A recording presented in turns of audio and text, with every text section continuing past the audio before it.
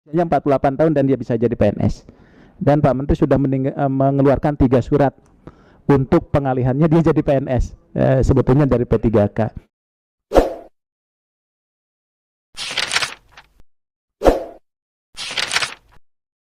Nah, kemudian tadi yang BLU ya dan Satpol PP tadi sudah disampaikan Pak Menteri. Sekarang ini kita kan sedang membahas juga PP 23 2005-nya kaitan dengan BLUD. Nah, ini apakah akan masuk P3K atau dia bisa merekrut sendiri? Kalau masuk P3K ya harus melalui mekanisme P3K termasuk penggajiannya, Pak. Konsekuensinya dia bisa ada penurunan penghasilan dan sebagainya bagi BLUD-nya yang gajinya sudah tinggi, sudah bagus. Nah, kemudian Pol PP sudah ada solusinya untuk bisa dicarikan. Tadi untuk honorer dan non ASN itu nilai peringkat terbaik namanya. Jadi walaupun nilainya 30, yang di bawahnya 29 dia lulus, Pak. Jadi betul sampaikan Pak Menteri itu tidak ada NAB, jadi namanya peringkat terbaik. Jadi peringkat terbaik itu sepanjang dia tertinggi ya dia masuk. Jadi tidak ada batasnya. Kemudian linearitas untuk guru itu sebetulnya sekarang di Dikbud itu ada mekanismenya, Bu, untuk PPG prajabatan dan PPG dalam jabatan. Jadi nanti harus mengikuti program yang dilaksanakan oleh Kemendikbud Ristek. Kemudian untuk tenaga tata ruang saya kira Pak Menteri juga sudah banyak memberikan informasi. Ini 2023 saja dari BUP 648 Bapak memberikan informasi 2000 ya untuk pemenuhan tenaga di tata ruang, Pak. Kemudian kaitan Papua terakhir juga Pak Menteri sudah memberikan surat afirmasi lagi, Pak, yang baru di mana teman-teman yang P3K yang usianya lebih dari 35 tahun, Pak, itu dialihkan ke DOB jadi usianya 48 tahun dan dia bisa jadi PNS. Dan Pak Menteri sudah mengeluarkan 3 surat untuk pengalihannya dia jadi PNS, sebetulnya dari P3K. Termasuk juga seleksinya kan di Papua itu juga sesuai dengan jumlah orang, Pak. Jadi kalau yang tesnya 100, Pak Menteri 100-nya lulus, Pak. Gitu, Pak. Gitu ya. Jadi tergantung yang tes, yang penting dia sesuai dengan formasinya. Kemudian kenapa? Ya karena kan nilainya sesuai dengan formasi yang ada, Bu. Jadi karena kalau tidak seperti itu kita nggak akan dapat teman-teman yang orang asli Papua khususnya yang bisa masuk ke sana gitu. Kenapa? Enggak, Bu, kalau itu. Iya, Bu. Iya, nanti ini sebentar. Khusus nih Kepulauan Seribu, Pak Menteri. Itu ternyata saya juga tanya teman-teman banyak yang mengusulkan kalau kita lagi lagi ke sana kunjungan kerja, itu ternyata mereka bilang, "Bu, kita ini jelas asli." Saya bilang minta aja persyaratannya adalah akte kelahiran. Kan sekarang orang tiba-tiba tinggalnya di sana di Pulau Seribu, padahal saudaranya tadi tuh. Saudaranya ini, saudaranya ini, saudaranya ini gitu. Nah, tolong diperhatikan Pulau Seribu. Ya, waktu kita 5 menit lagi. Nah, kemudian untuk DKI, Bu, DKI itu hasil afirmasi kemarin itu 99% masuk semua ya, Bu ya. Untuk DKI Jakarta. Jadi afirmasi Pak Menteri itu dari 636 itu 6.200 lebih itu sudah terakomodir ya. Kemudian termasuk tahun ini juga. Nah, kemudian kaitan dengan pengisian TNI Polri di DKI itu tidak boleh karena itu bukan instansi pusat tertentu. Jadi kalau di sana mengisi berarti melanggar Undang-Undang 34 dan Undang-Undang 2 2002 gitu ya. Kemudian pengisian administrator, pengawas itu tidak perlu ke KSN sebetulnya, itu kewenangan penuh dari PPK. Ya, kewenangan penuh dari PPK. Jadi eselon 3, eselon 4, camat, lurah dan sebagainya itu kewenangan penuh. Jadi bisa diangkat secara definitif. Ya. Oleh PPK, Bu, gubernur. Ya, gubernur. Iya, betul. Ya, PJ itu kan termasuk dia juga punya kewenangan. Nah, kemudian untuk JPT kan pengisian itu tidak harus dari seleksi terbuka kompetitif, tapi juga bisa mutasi antar JPT. Berarti kalau mutasi JPT kan dia hanya melaporkan saja bahwa ini akan dilakukan mutasi karena tidak akan ada yang non job di situ. Dengan syarat tidak boleh ada yang non job, dia harus mendapatkan jabatan yang setara. Ya, barangkali itu Pak Menteri tambahan. Makasih. Pak Menteri, pimpinan izin, ini ada 2 yang belum dijawab. Pak Menteri. 1 menit, Pak Menteri. Itu 2 yang substansi, yang aspirasi daerah belum dijawab untuk Pak Menteri. Pertama, soal guru swasta yang lulus P3K tidak bisa kembali ke sekolah swasta karena di dalam komputer hanya negeri. Yang kedua, pejuang untuk daerah 3T yang miskin-miskin tadi itu Pak, PKH itu tadi dari Ibu Jelika juga ya. Ini supaya bisa masuk ke formasi Pak. Jadi pendamping desa maupun juga terutama PKH itu udah 20 tahun Pak jadi pegawai tetapi kontrak terus. Terima kasih, tolong dijawab yang tegas Pak. Baik, makasih. Jadi terkait dengan guru saya sudah sampaikan ini, jadi ada kebijakan di kami dan kebijakan di instansi pembina. Terkait pengembalian guru-guru tadi itu kebijakan dari instansi pembina yaitu Kemendikbud. Kami sudah sampaikan itu menurut Kemendikbud ini kan ini pendidikan untuk semua dan seterusnya. Tapi kami sudah sampaikan. Nah, mungkin nanti jika ada kebijakan berbeda dari Kemendikbud tentu akan bisa itu. Tetapi sekarang menurut kami kemarin waktu kami sampaikan Kemendikbud mengambil kebijakan tidak lagi memprioritaskan guru-guru dari swasta.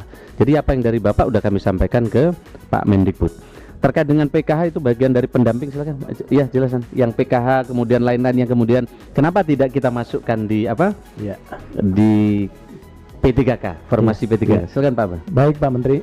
Yang pertama Pak izin untuk PKH dan sebagainya itu masuk ke dalam kelompok pendamping pembangunan yang dilakukan oleh PMK, Kementerian PMK dan Bappenas ya. Termasuk juga saat ini sedang disusun Pak untuk Perpres pendamping pembangunan, di mana salah satunya itu mengakomodir teman-teman yang PKH tadi. Nah, kemudian yang terkait dengan guru Pak Menteri, ini kan persoalannya itu ada di Dapodik Pak. Dapodik itu memasukkan guru swasta ke dalam Dapodik, sehingga banyak guru-guru swasta akhirnya ikut P3K, dia meninggalkan sekolah swastanya. Nah, sementara guru ketika dia menjadi ASN, maka pengabdiannya itu adalah di sekolah negeri. Nah, itu yang jadi persoalan.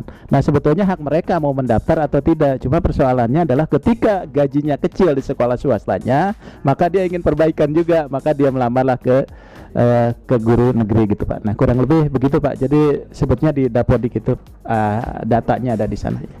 Pimpinan, saya usul supaya ini komite kita harus selesaikan karena ini masalah udah berkepanjangan. Tuh, swasta ini kan berarti ada di instansi Kemendikbud ya. Kita nggak ada di komisi situ. Bagaimana kita bisa kolaborasi dengan Pak Menteri PAN ini supaya soal ini bisa selesai gitu. Karena kalau lama-lama sekolah swasta tutup semua Pak. Terutama di daerah 3T. Padahal di daerah 3T ini kan kita butuh SDM-nya. Kalau ini tidak diselesaikan, daerah 3T tambah parah karena sekolah swasta tutup. Ya. Nggak ada negeri mau masuk sana tuh Pak. Ya. Yang menyuarakan bukan hanya Bapak. Saya waktu ditemui kiai-kiai se-Jawa Timur. Iya, iya. Karena pesantren-pesantren dan kiai-kiai itu kehilangan guru terbaiknya tiba-tiba ngajar di negeri. Betul. Wah, ngadeplah ke Pak Luhut, ngadep ke Menko PMK, termasuk menyampaikan ke kami. Wah, ini kan kebijakan di instansi pembina. Nah, tentu instansi pembina punya pertimbangan-pertimbangan tertentu juga yang tidak semuanya tidak bagus, ada pertimbangan yang baik. Oleh karena itu mungkin baiknya memang ada acara dengan Kemendikbud untuk menyampaikan ini. Jadi ini rata Pak se-Indonesia, termasuk saya punya yayasan 14 guru terbaik saya hilang Pak. Betul kan? Ini memang serius Pak Menteri, karena kalau seperti kita di daerah NTT, 3T itu sekolah swasta sudah ada sebelum negara ini ada.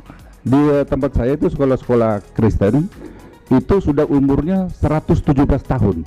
Negara kita ini baru 78 tahun kan begitu. Nggak ada penghargaan itu. Kalau boleh mungkin Pak Menteri ambil afirmasi khusus lah bagaimana terus kita bawa ini ke Kemendikbud. Itu serius, kalau nggak hancur kita nih pendidikannya. Kalah dengan negara-negara yang maju tadi, Malaysia, Korea yang saya katakan tadi. Terima kasih. Ya cukup ya Pak Abraham ya. Pak Menteri silakan. Ya, ada lagi saya tambahkan sedikit saya, 1 menit saja. 1 menit untuk setengah menit saja ya silakan. Ya, tidak bertanya. Menyampaikan saran kepada Pak Menteri, sebagaimana tadi sentilan terakhir yang disampaikan oleh Pak Menteri tentang Sofifi, itu kenyataan itu terjadi demikian. Dan oleh karena itu meminta kepada Menteri PAN RB untuk bisa menegur secara langsung kepada Pak Gubernur agar supaya penataan birokrasi yang ada di Sofifi itu segera di ini. Yang berikut, yang kedua adalah bagaimana enggak ada, ini penting juga Pak, di menit-menit terakhir perjalanan Gubernur sekarang ada masalah-masalah yang timbul Pak Menteri yang mungkin menjadi bahan ini untuk melakukan peneguran langsung kepada Pak Gubernur, di mana ada 130 sekian orang yang dilantik dalam waktu belum sampai 24 jam, kemudian dianulir. Itu pergantian itu secara massal. Dan begitu juga di beberapa kebijakan berikut juga terjadi seperti itu. Dan ini kalau tidak ditegur membahayakan. Padahal ini di akhir perjalanannya beliau, Pak Gubernur. Terima kasih. Baik, terima kasih. Saya menyadari betul waktu kita sangat singkat ya, dan sebentar lagi kita akan melanjutkan rapat dengan Menteri ATR. Jadi bagi teman-teman senator yang masih belum menyampaikan agregulasi kepentingan dan aspirasinya, silakan membuat surat saja kepada Pak Menteri, pasti akan direspon oleh Deputi dan Sesmen ya. Saya pikir itu menjadi salah satu solusi. Baik Pak Menteri, saya rasa cukup rapat kita pada pagi menjelang siang yang luar biasa ini. Kita berikan aplaus dulu buat Pak Menteri ya. Kita ada kesimpulan rapat Pak Menteri, silakan ditampilkan. Saya bacakan kesimpulan rapat Komite 1 DPD RI dengan Kementerian Pendayagunaan Aparatur Negara dan Reformasi Birokrasi Republik Indonesia Selasa 14 November 2023. 1. Komite 1 DPD RI mengapresiasi Kementerian Pan-RB RI dalam rangka mewujudkan sumber daya manusia ASN yang kompetitif dan birokrasi yang profesional serta melayani dengan menerapkan 7 agenda transformasi dalam Undang-Undang Aparatur Sipil Negara. Setuju ya Pak Menteri ya, kita apresiasi nih. Normatif. Yang kedua, Komite 1 DPD RI meminta Kementerian Pan-RB RI untuk terus mempersiapkan birokrasi yang berdampak dengan memangkas proses bisnis dan menjadikan birokrasi yang lincah menuju Indonesia Emas 2045. Sama dengan tujuannya, Pak. Komite 1 DPD RI meminta Kementerian Pan-RB RI untuk memberikan perhatian khusus dan afirmasi bagi tenaga kesehatan, tenaga pendidikan, guru dosen, dan Satpol PP untuk diprioritaskan menjadi P3K sebagai upaya mendukung percepatan pembangunan bagi daerah terdepan, terluar, dan tertinggal serta daerah otonomi khusus. Ya, setuju ya Pak, karena tinggal tunggu PP-nya saja sebenarnya. Komite 1 nomor 4 DPD RI mendorong Kementerian Pan-RB untuk melakukan percepatan kebijakan terkait P3K paruh waktu dan P3K penuh waktu. Ya, ini tunggu PP-nya saja, mohon dipercepat Pak. Yang kelima, Komite 1 DPD RI dan Kementerian Pan-RB RI sepakat untuk melibatkan DPD RI dalam pengawasan pelaksanaan seleksi PNS dan P3K di daerah. Selain itu, DPD RI juga dilibatkan dalam program-program penguatan reformasi birokrasi di daerah, khususnya kebijakan penyederhanaan birokrasi dan jabatan fungsional di daerah. Mungkin ada yang bertanggapi Pak? Ini artinya bukan rekomendasi ya, jadi DPD jangan kasih rekomendasi, tolong diluluskan. Tapi artinya kita mensosialisasikan program Pak Menteri pada saat kita melakukan reses. Presentasi Pak Menteri tadi kami mohon izin ya untuk mengumpulkan BKN dan juga Badan BKD ya untuk kita presentasikan ini platform dan program dari Pak Menteri ya, dan melibatkan dalam pelaksanaan seleksi. Pengawasan artinya kita juga melakukan pengawasan terhadap seleksi PNS dan P3K di daerah. Ibu Sesmen silakan. Izin Pak Pimpinan, izin Pak Menteri, dengan seizin Pak Menteri, mungkin untuk yang nomor 5 ini tidak dalam kerangka pelaksanaan pengawasan tadi Bapak, tapi bersama-sama mungkin untuk melakukan sosialisasi dan sebagainya, mungkin diperbaiki kalimatnya Bapak. Iya, dalam sosialisasi ya. Iya, DPD mendukung program Komite 1 mendukung program Kementerian Pan-RB seperti itu dalam mensosialisasikan seleksi PNS. Ya, Komite 1 mendukung program Kementerian Pan-RB dalam sosialisasi seleksi PNS PPK di daerah.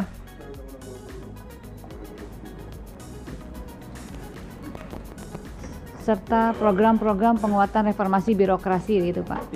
Serta program-program reformasi. Nah, langsung saja serta program-program penguatan. Nah, itu langsung selain di PDRI juga di bawah itu dihapus semuanya.